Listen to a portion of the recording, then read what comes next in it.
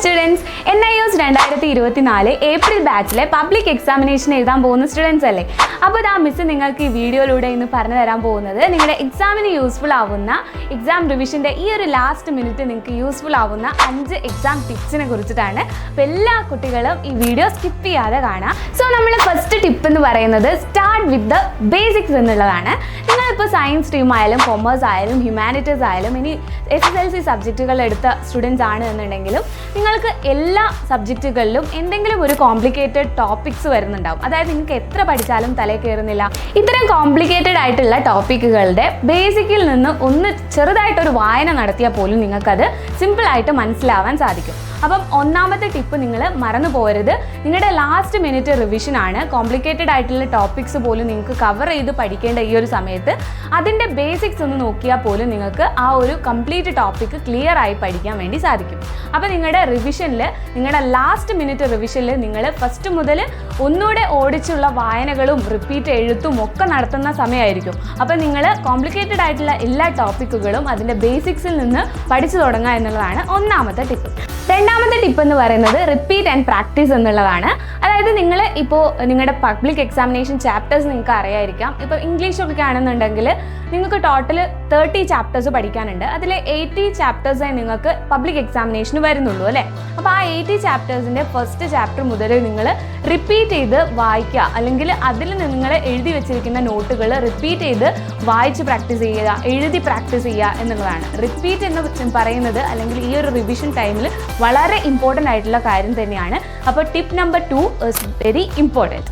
അടുത്തത് tip number 3 ആണ്. Organise your thoughts എന്നുള്ളതാണ് ടിപ്പ് നമ്പർ 3. ഇതിൻ്റെ ഒരു കാര്യം എന്താണെന്ന് വെച്ചാൽ നിങ്ങളിപ്പോൾ ഓൾറെഡി നിങ്ങളുടെ ചാപ്റ്റേഴ്സിലെ ഒരുപാട് ടോപ്പിക്കുകളും കൺസെപ്റ്റുകളും ഒക്കെ പഠിച്ചതിൻ്റെ ആശയങ്ങൾ നിങ്ങളുടെ മൈൻഡിലുണ്ടാവും അല്ലേ? അപ്പോൾ ഈ ആശയങ്ങളെ നിങ്ങൾ ഒരു ഫ്ലോ ചാർട്ട് രൂപത്തിലോ അല്ലെങ്കിൽ ഒരു പദസൂര്യൻ പോലെയോ അല്ലെങ്കിൽ ലിസ്റ്റ് ഔട്ട് ചെയ്തിട്ടോ നിങ്ങളിതിനെ ഓർഗനൈസ് ചെയ്യുക എന്നുള്ളതാണ്. കാരണം ഈ ഒരു ഫ്ലോ ചാർട്ട് മെത്തേഡൊക്കെ യൂസ് ചെയ്യുമ്പോൾ നിങ്ങൾക്ക് ഒരുപാട് കൺസെപ്റ്റുകൾ നിങ്ങളുടെ മൈൻഡിൽ ഓർഗനൈസ് ചെയ്ത് വെക്കാനായിട്ട് സാധിക്കും. ഓക്കെ, അപ്പം ഈ ഒരു ടിപ്പ് നിങ്ങൾ യൂസ് ചെയ്യുകയാണെന്നുണ്ടെങ്കിൽ സിമ്പിളായിട്ട് നിങ്ങൾക്ക് വലിയ കൺസെപ്റ്റുകളൊക്കെ ചെറിയ സമയം കൊണ്ട് കവർ ചെയ്ത് പഠിക്കാനായിട്ട് സാധിക്കും. Tip number 4 study with others എന്നുള്ളതാണ്. നിങ്ങൾക്ക് മറ്റൊരാളുമായിട്ട് നിങ്ങൾ പഠിച്ചിരിക്കുന്ന കോൺസെപ്റ്റുകളും ടോപ്പിക്കുകളും ഡിസ്കസ് ചെയ്ത് പഠിക്കുക എന്നുള്ളതാണ്.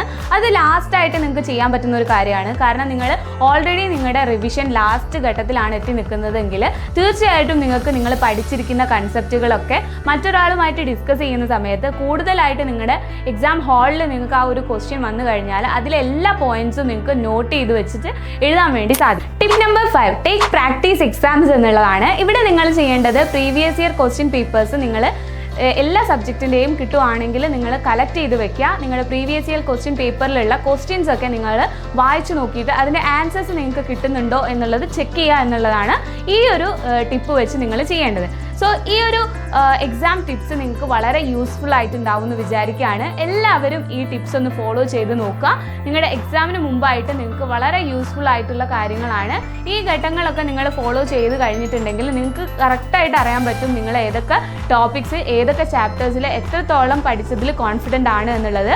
അപ്പോൾ എല്ലാവരും നിങ്ങൾ ഈ ഒരു ലാസ്റ്റ് സ്റ്റേജ് എത്തുന്നത് വരെ നിങ്ങൾ നന്നായിട്ട് തന്നെ പ്രാക്ടീസ് ചെയ്യുക. പ്രീവിയസ് ഇയർ ക്വസ്റ്റ്യൻ പേപ്പേഴ്സ് വെച്ച് നല്ല രീതിയിൽ നിങ്ങളുടെ ക്വസ്റ്റ്യൻസും ആൻസേഴ്സും ഒക്കെ പ്രാക്ടീസ് ചെയ്യുക. ഒപ്പം നിങ്ങൾക്ക് ബിഗ് ബാഷ് ലൈവ് സെഷൻ്റെ 4th സെഷൻ ആയിട്ടുള്ള മെഗാ മാരത്തോൺ വഴി നിങ്ങൾക്ക് ഇനിയും ക്വസ്റ്റ്യനും ആൻസേഴ്സും ഇമ്പോർട്ടൻ്റ് ആയിട്ടുള്ളത് ഫ്യൂച്ചർ പ്ലസ് അക്കാഡമി പ്രൊവൈഡ് ചെയ്യുന്നുണ്ട്. അപ്പോൾ തീർച്ചയായിട്ടും നിങ്ങൾ ആ ലൈവ് റിവിഷൻ ക്ലാസ്സുകളിൽ കൂടെ അറ്റൻഡ് ചെയ്തുകൊണ്ടുള്ള ഒരു പഠനം മുന്നോട്ട് കൊണ്ടുപോയാൽ നിങ്ങൾക്ക് തൊട്ടടുത്ത ദിവസം തന്നെ എക്സാം എഴുതാനും വളരെ യൂസ്ഫുൾ ആയിട്ടുണ്ടാവും. സോ എല്ലാവരും നല്ല രീതിയിൽ എക്സാം എഴുതാൻ, നല്ല മാർക്ക് വാങ്ങാൻ എല്ലാവർക്കും കഴിയട്ടെ.